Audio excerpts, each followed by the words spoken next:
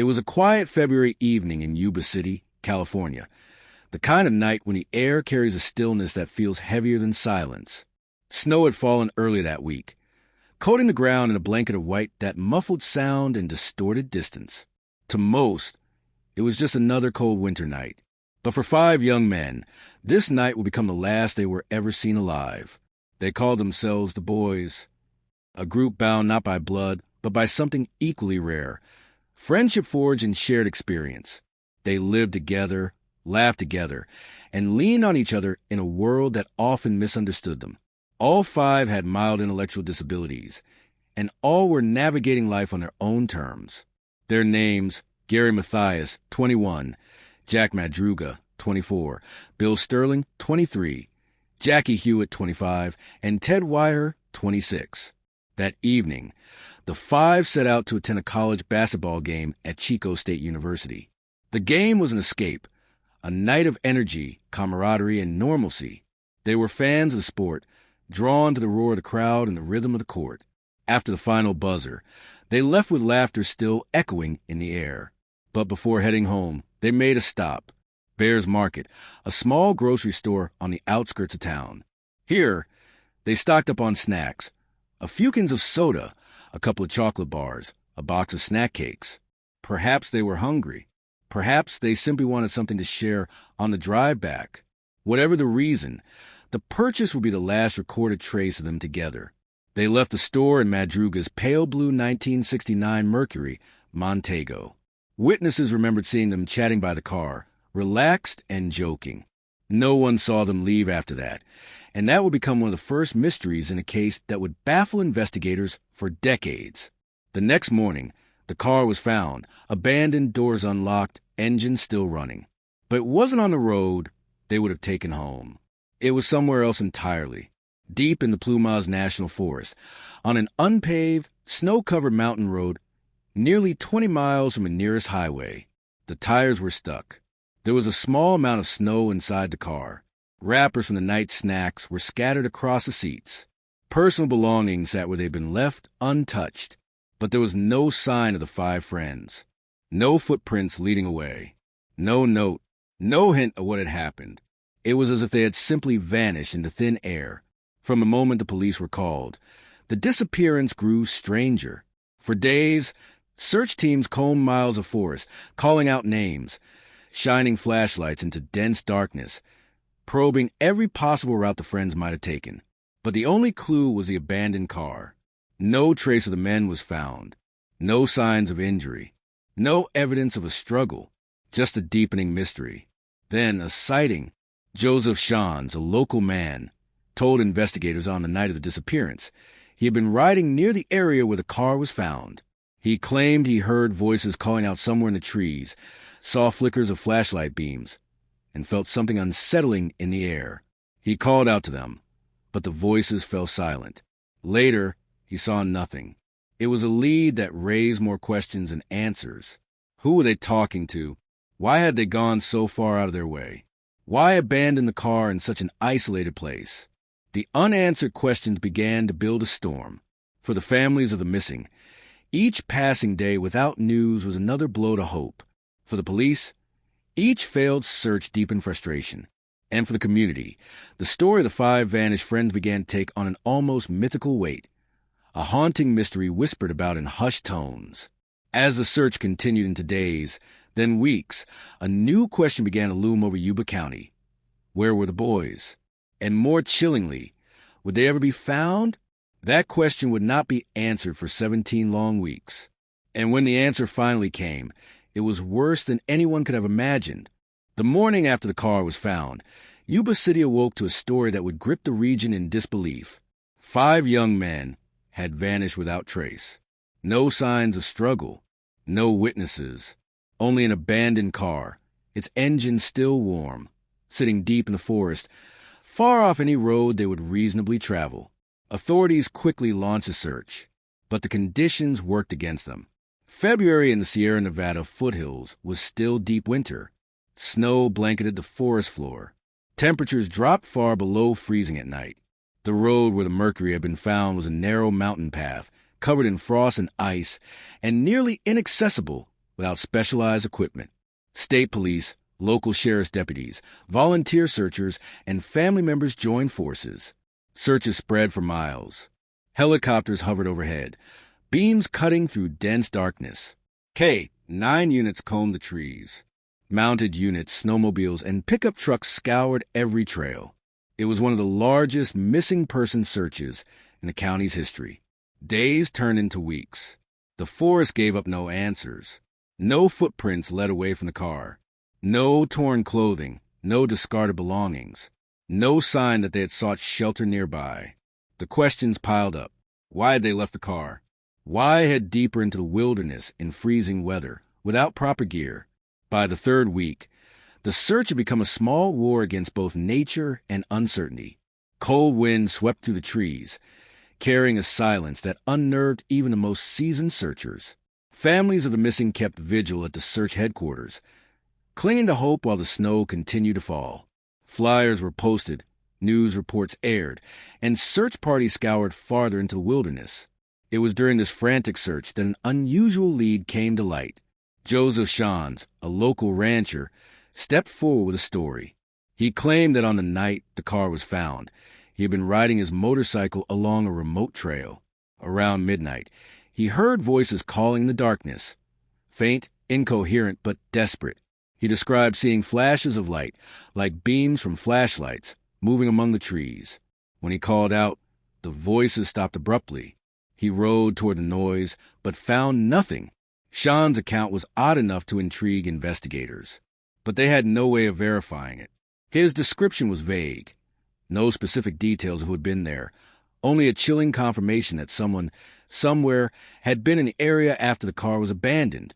Search operations intensified. Teams expanded to cover deeper ridges, abandoned cabins, and rugged terrain miles from the car. Yet the forest seemed determined to keep it secret. By the fourth week, frustration was mounting. For the families, each day without news was another strike against hope. Some clung to faith, believing their sons, brothers, and friends were alive somewhere, lost but not gone. Others feared the worst. The local press began to run stories that blurred the line between fact and speculation. Some reports suggested foul play. Others hinted at bizarre theories, a cult, a psychological breakdown, even extraterrestrial involvement. Every angle was explored, every theory debated, but no one had answers. The missing men had become a question mark in the collective consciousness of Yuba County. And as the weeks passed, the case began to take on an almost mythical weight. Whispered about in living rooms, at diners, and over bar counters. Search teams pressed on for nearly 2 months, their efforts hampered by weather, terrain, and a lack of evidence. By week 10, official searches were scaling back, but volunteers continued to comb the forest. And still, there was no sign of the 5 friends. It was during this long stretch of silence that hope began to fade. Families spoke in hushed tones about closure, a word that had become both a prayer and a nightmare. Yet no one could have prepared for what would be discovered 17 weeks after that cold February night. Because when the snow finally began to retreat, it revealed something no one expected. And what it revealed would change the case forever. If you want to uncover more chilling mysteries like the Yuba County Five case and follow every twist, theory, and shocking discovery, subscribe now and turn on notifications. Don't miss any part of this story. The truth is still out there. Spring was coming to Northern California, though in the high country of the Plumas National Forest it arrived slowly. Snow lingered deep in the ridges. Meltwater ran in streams through the mossy forest floor. And in June of 1978, 17 weeks after the disappearance, the wilderness began to give up its secrets. It started with hikers, a group of motorcyclists traversing a remote logging trail for sport, stumbled across something unusual, off the beaten path. Hidden beneath years of snow and undergrowth, they saw the skeletal remains of an old trailer. Its rusted frame leaned into the forest floor, half swallowed by pine needles and frost melt runoff. The sound of the wind to the trees made it seem almost alive, as if it had been waiting all this time to be found. Curiosity drove them closer. The door of the trailer was ajar. Inside, they found the body of one of the missing men, Ted Weiher. Weiher's condition was grim. The coroner later reported that he had been dead for many weeks. His body showed clear signs of starvation and exposure. His clothing was tattered. His skin was marked by frostbite. Yet the most shocking detail was not just that he had died, but how, in the months before his death, Wire had survived inside the trailer with food, water, and a functional heater. Investigators described the scene as haunting. The trailer was stocked with supplies, canned goods, packaged food, a propane heater that had once been functional. Yet none of the supplies had been used to their full potential. Food cans remained unopened. Matches were untouched. The heater had not been maintained. It was as though the men had chosen not to use them, or had been unable to. Nearby, the remains of the other 3 missing men were found: Jack Madruga, Bill Sterling, and Jackie Hewitt. Their bodies were scattered across the forest floor, torn and gnawed by wildlife. They had died from hypothermia. The coroner concluded they had been wandering in the forest, perhaps disoriented, until exhaustion claimed them. Gary Mathias was missing. His disappearance added another layer of horror to an already unfathomable case. His shoes were found inside the trailer. That small detail alone was enough to set investigators and armchair detectives alike spinning in circles. It suggested Mathias had been there, yet no trace of him was ever found. The discovery sent shockwaves through Yuba County. For 17 weeks, families and authorities had clung to the possibility of finding the boys alive. Now, the truth was more devastating and more mystifying than anyone could have imagined. The case became a storm of questions. Why had the men left the safety of their car that night? Why head into such an isolated forest without proper gear? Why had they found shelter in the trailer, only to die beside it and use food at their feet? And most haunting of all, where was Gary Mathias? In the weeks that followed, the case drew national attention. True crime magazines, radio shows, and television documentaries seized on the mystery. The story was no longer just a local tragedy. It became a puzzle that haunted anyone who heard it. The families faced an unbearable truth. For weeks they had searched the forest, driven by hope. Now they were forced to confront something far darker, that there was no tidy ending, no single explanation, no answers that could fully heal their grief. Even today, decades later, the story of the Yuba County Five remains one of California's most haunting unsolved mysteries. And the questions it raises linger like an echo in the woods, unanswered, unresolved, unsettling. Because this case isn't just about 5 young men who vanished. It's about a deeper mystery: why they vanished, how they lived in those final weeks, and why they were never able to escape the forest. 17 weeks after they disappeared, the truth was revealed in fragments. But the full picture remained buried beneath layers of snow, silence, and speculation. And the search for answers, for closure, would never truly end. The discovery of the bodies in June 1978 did not close the case. Instead, it cracked the door open to a labyrinth of questions and theories. For a mystery this strange, answers became elusive, replaced by speculation, rumor, and endless debate. The Yuba County Five case entered the realm of legend. It was no longer just a disappearance of 5 men. It had become a puzzle, a nightmare that refused to be solved. The circumstances surrounding their deaths were so inexplicable that experts, journalists, and the public found themselves constructing theories to fill the void, but none could be proven. Theory 1, disorientation and panic. The most straightforward explanation offered by law enforcement was simple. The men became lost and disoriented. The car was found far off any road, deep in snow-covered wilderness. Perhaps they abandoned it by mistake. Hypothermia can distort thinking, impair decision-making. Fear could have driven them into deeper forest without realizing how dangerous it was. But this theory had holes.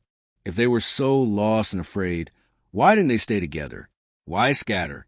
Why not use the trailer's food and heater when they found shelter? The coroner's report suggested Wire had survived weeks inside the trailer. That fact alone raised troubling questions. Theory 2, foul play. Another theory suggested the involvement of an unknown third party. Some speculated the 5 had been lured off the road or forced into the forest. Joseph Sean's account of voices and flashlights the night the car was found fueled these suspicions. Could the men have been confronted by strangers? Could something have happened inside the forest that the investigation never uncovered? No physical evidence supported this, but suspicion lingered. Theory 3, psychological breakdown. Some theorists propose a psychological explanation. 5 young men with mild intellectual disabilities, far from home in extreme conditions, could have experienced group panic. One wrong decision could spiral into chaos. The presence of food and heating supplies, ignored, suggested confusion and disorientation, or perhaps a refusal to use them for reasons unknown. Theory 4, cult or paranormal involvement. In darker corners of speculation, stories emerged that drew on the supernatural. Local lore wove whispers of cults, strange rituals, or otherworldly involvement. These ideas had no basis in hard evidence, but they flourished in the fertile ground of mystery. They offered dramatic explanations for an inexplicable disappearance, and for a time, they became part of the story's cultural mythos. Each theory carried its own weight, but none could answer every question. Investigators struggled with a chilling truth. They might never fully know what happened. The families refused to accept speculation as closure. For them, the missing men were not just victims of strange fate. They were loved ones who deserved truth, no matter how painful. They petitioned for continued investigation, challenged official conclusions, and pushed the case into the public eye. For the wider world, the Yuba County Five became a cautionary tale, an unsolved tragedy that reminded us how quickly ordinary life could slip into the extraordinary, how easily mystery could take root in absence. But the most haunting theory of all was one nobody could prove, that the truth was lost forever, buried in the snow and silence of the Plumas National Forest. And among all the theories, one central question remained, burning in the minds of investigators and families alike.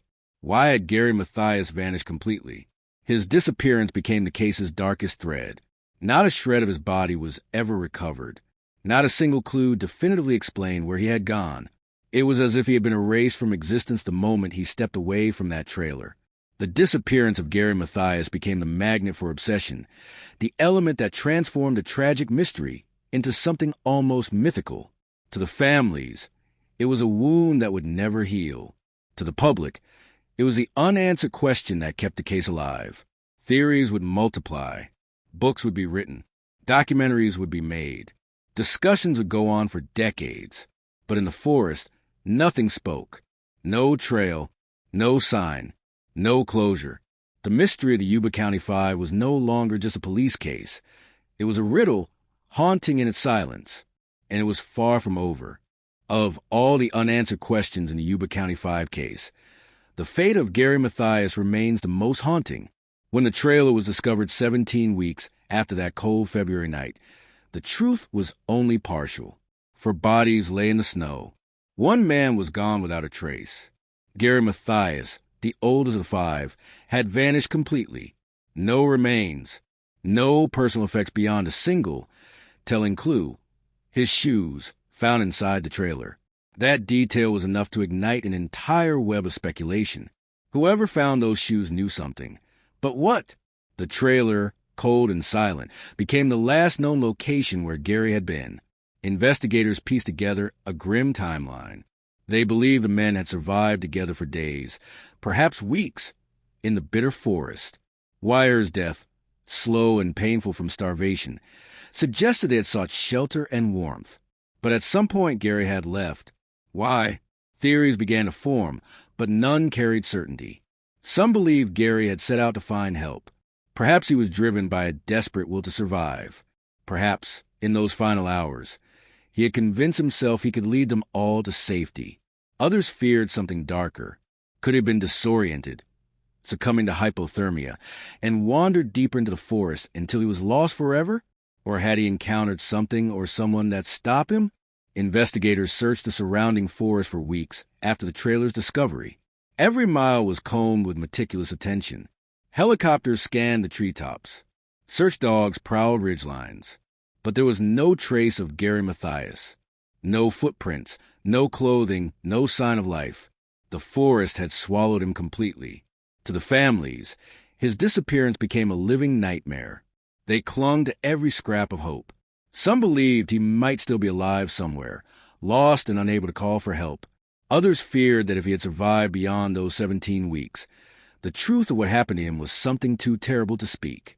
The mystery of Gary's fate drew the interest of amateur sleuths and professional investigators alike. Every clue, the abandoned car, the untouched supplies, the missing man, became a piece in an unsolvable puzzle. Every theory had its flaws. Every conclusion was speculation. In private moments, some investigators admitted what they could never say publicly. Gary's disappearance was a part of the case that haunted them most. Without his remains, without a final trace, the mystery refused to close. For decades, search efforts would return to that forest, each expedition ending in the same silence. Gary became a ghost in his own story. His disappearance transformed from a detail and a tragedy to a symbol of the unknowable. Some families found solace in imagining he had wandered somewhere safe, though alone. Others feared the possibility that he perished in silence, unclaimed by the forest, without anyone to remember him. To the public, Gary Mathias's vanishing became the ultimate question mark in a case filled with them. It was a piece that made the Yuba County Five not just a story of disappearance, but a story that defied logic, reason, and closure. Because in the end, the truth of Gary Mathias is a truth that no one has ever found, and perhaps never will. His absence echoes still. It is a silence louder than any answer could be. When the truth of that bitter February night began to emerge 17 weeks later, Yuba County was forever changed. For the families of the missing men, the discovery of 4 bodies and the complete absence of Gary Mathias was not closure. It was a wound carved open, bleeding grief and confusion. At the core of their pain was something impossible to reconcile. They had lived for months in a limbo between hope and despair. They had clung to the belief that the men might be found alive. Every day without news was another battle against hopelessness. And when the truth finally came, it offered no comfort. Only a deeper mystery wrapped in tragedy.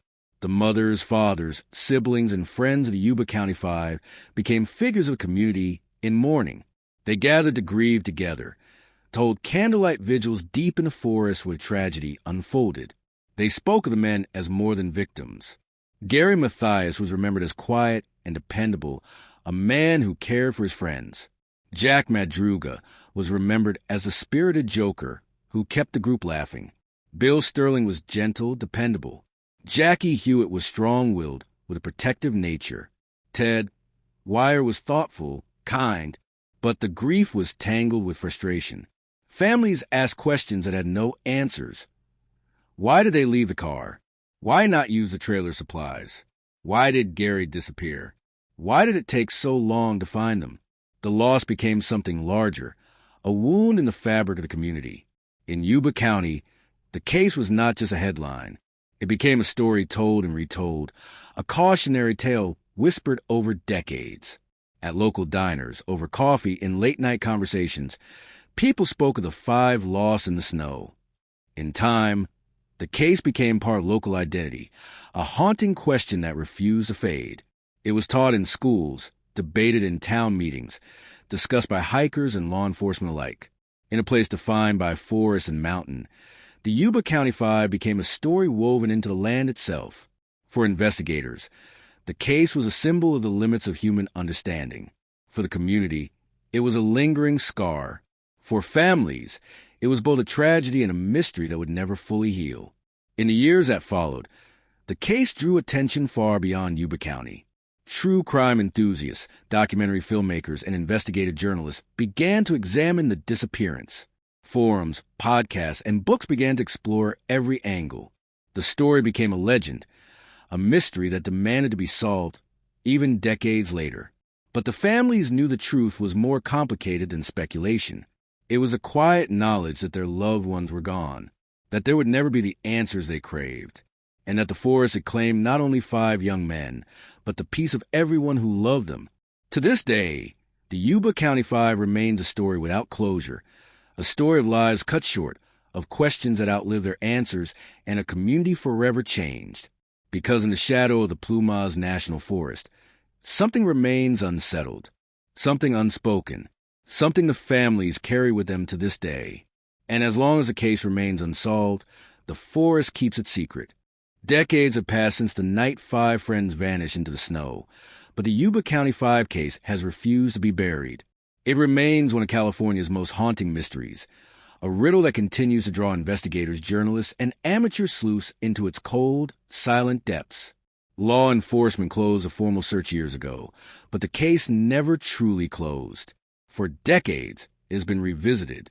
Cold case investigators have combed archives, re-interviewed witnesses, and reanalyzed the evidence. Every scrap of detail has been re-examined. The abandoned Mercury Montego, the untouched supplies in the trailer, the strange voices heard by Joseph Shawns, the absence of Gary Mathias. New leads emerge even now. Occasionally, hikers find objects deep in the forest, worn shoes, fragments of clothing, sparking fresh searches. Sometimes, people claim to have spotted figures in the forest at night. None of these claims have led to definitive answers, but each reignites the mystery. Theories have evolved. Modern investigators apply new forensic techniques, hoping to uncover what was missed. Analysts explore psychological and environmental possibilities. Hypothermia-induced confusion, group dynamics under stress, disorientation caused by severe cold. Others examine whether foul play could have been involved, despite a lack of evidence. The case has taken on new life in the digital age. Online forums buzz with debate. Podcasts explore every theory in painstaking detail. Documentaries reconstruct the timeline. Reddit threads churn with speculation, some rooted in fact, others in conjecture. Every new angle becomes part of the case's mythology. For those who study it, the Yuba County Five is not just a missing persons case. It is a study in uncertainty. It is a lesson in how some mysteries resist resolution, no matter how much time passes, no matter how much technology advances. Families of the missing still fight for answers. They have pushed for renewed investigations, pressed law enforcement for transparency, and maintained a quiet but persistent presence in the case. Their persistence has kept the story alive, not as a closed file, but as a living question. The community of Yuba County still carries the weight of the case. Locals speak of it in hushed tones. Hikers warn each other about venturing too deep. The forest itself has become part of the story, a vast, silent witness to one of the strangest disappearances in American history. Some investigators say that the most frustrating part is not the lack of evidence, but the absence of closure. With no definitive answers, the case remains a living mystery. That is why the Yuba County Five will not be forgotten. It is not just a story of 5 men who vanished. It is a story of unanswered questions, of theories that never fully explain, of a mystery that endures. And as long as someone keeps asking the question, what really happened, the search will continue. Because for those who love the 5 men, the disappearance is not something that belongs to the past. It is a wound that is still open, and a truth that is still waiting to be found. If this story has kept you on the edge of your seat, don't let the mystery end here. Subscribe now and turn on notifications, because the truth is still out there, and there are more chilling cases waiting to be uncovered. The forest in Plumas County keeps its secrets well. 17 weeks after that cold February night in 1978, the truth of what happened to the Yuba County Five remains incomplete, for bodies were found. 1 man vanished without trace. And the questions still echo, unanswered, unsettling, unforgotten. The discovery of Ted Whiter, Jack Madruga, Bill Sterling, and Jackie Hewitt brought closure to part of the story, but opened a deeper wound. They were found far from where they should have been. They had shelter. They had supplies. And still, they perished. Gary Mathias, the last of 5, remained missing. His absence transformed the tragedy into a haunting enigma. Theories persist. Was it a matter of poor choices under pressure? A psychological collapse? An accident? Or something far stranger? The lack of definitive evidence leaves room for endless speculation. Yet after decades, no theory has satisfied the question. What really happened that night? For the families, the pain has never been about speculation. It is about knowing, about understanding why their loved ones vanished and why Gary was never found. That truth, they say, would matter more than any theory. For investigators, the Yuba County Five is a case that defies closure. No missing persons file in California has been revisited so often. Every clue has been examined, every lead pursued, and yet the forest holds its silence. For the community, the story has become legend. It is told in hushed voices at campfires and in late-night conversations. It is a cautionary tale, a reminder how fragile life can be, how quickly the ordinary can become a nightmare, and how a mystery can live forever in the absence of answers. And for the rest of us, it is a story that will not rest, a story that keeps drawing us back to the same questions, because mysteries have a way of embedding themselves in memory, of refusing to be forgotten. Why did they leave the car? Why did they wander into forest? Why did they ignore the trailer supplies? And where is Gary Mathias? Those questions linger like shadows in the trees. Perhaps the truth is buried in the snow, in a place we will never reach. Perhaps it is locked inside the minds of the men who were lost. Or perhaps it is something we will never know, a truth too elusive to grasp. And maybe that is the most haunting part of all, that some mysteries do not end with an answer. They end with questions. The story of the Yuba County Five is not simply a tragedy. It is a riddle carved into the heart of a forest, whispered in the wind, and carried in the minds of all who hear it. The question remains, what really happened that night in February? For now, it is a question we must leave unanswered, but the search for truth continues. Because some mysteries, like the Yuba County Five, are never truly solved. They only grow deeper with time. And for those who care to look, the answers might still be out there, waiting in the cold, silent forest.